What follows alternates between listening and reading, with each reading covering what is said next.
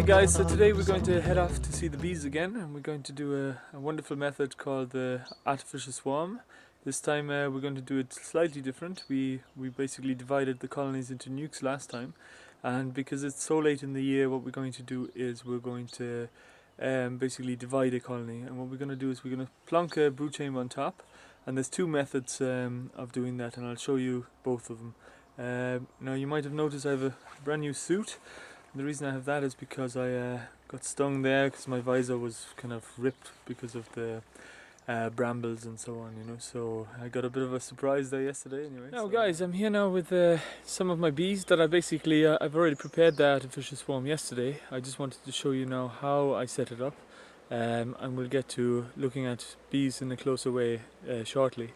So what I did is I had my old colony, which is this colony here, and I had her just there, you know.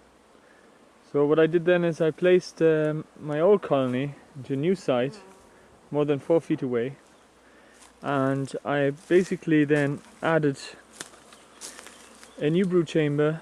I also took out of the old colony 3 frames, and on that frames I had about 2 or 3 queen cells. They weren't sealed yet, so the queen actually hadn't escaped with the swarm yet, which is basically what you really want to, at that point you want to get at, you know. So what happened then is basically all the flying bees, the old bees, which go out and collect honey, they basically head off, and they always return home. So they do it by location, and then they basically come back to their old site, and they find that basically the queen is gone, but that there's queen cells, and they still find also brood, which means that they will stick to the new location, which is the old location, much more easily. So that's what I'd done, pretty much. What I did then as well is I decided to find the old queen. So there's the queen, and I put her into this nuke box, and I basically placed her with the entrance, you know, towards actually where the original entrance was. And what I found then is a lot of the bees actually went to this box. So I did that because I wanted to make sure that this colony wouldn't be under strength for the first day or two. And then what I did is I just turned her around, and now all the flying bees are heading back to this colony here. So what's going to happen now in this colony is that all the bees now, which are returning with honey, are going to start drawing out all the frames like crazy. Now what's going to happen in the old colony, I left also several queen cells in here, and basically what's going to happen is there's going to be obviously some virgins coming out of the queen cells, but what I will do actually before that happens is I will narrow it down to 1 queen cell in each box. And that's very important, because if you don't do that, you'll get secondary swarms, and then you're going to be stuck, because your bees are going to get much smaller in size, you know. So that's pretty much the gist of actually doing the artificial swarm. Now what you can do is, if you're into honey production, you can take the old colony when she's a bit bigger, and you know, in this case you wouldn't have had the queen in here, you would have had the queen in this hive here. And then what you would do is you would take the old colony, and what a lot of people do is then they unite the 2 colonies and either let the 2 queens fight it out, or they kill the old queen. But I'm not into that kind of thing. I'm more into making more bees, because I think that's much more important at this stage in our beekeeping ventures. So that's basically the gist of how to make a artificial swarm with for honey production and also for bee production, which are slightly different approaches. Now there's one more method, and I'll show you that now in a second. So the other method that I'm going to use is where I'm going to basically take a brood chamber full of foundation, frames with foundation in them, and what I'm going to do is I'm going to plonk these guys just basically right on top of this strong hive here. And the reason I'm doing it this way is because I find it a really good method because it just basically means that they draw it out really fast, because you have a whole hive there, the strength of the whole hive there to basically draw all this foundation out, you know.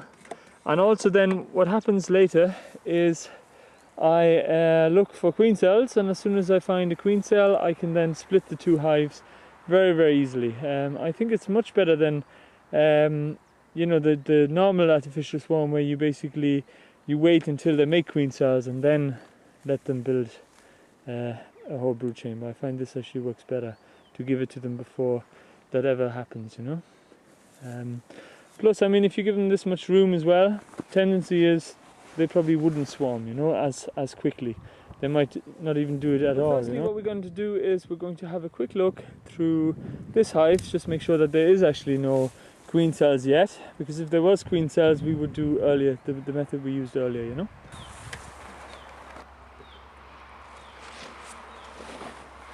Now what I have as well is I have a super beneath this, and it's basically an old super that I left on for feeding, and I use these actually for my own consumption, really. Just maybe 1 or 2 of those a year, you know, just to have all my honey.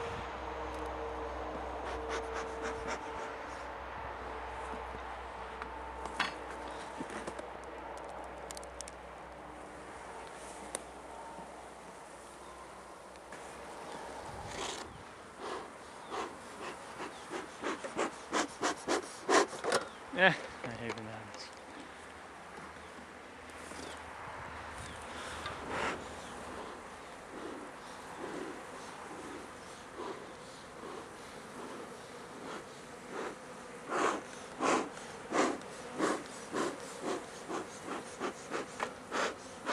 Now I must make sure as well to check for diseases or anything like that as well, and usually you just check for everything, you know, as much as you can. Gently.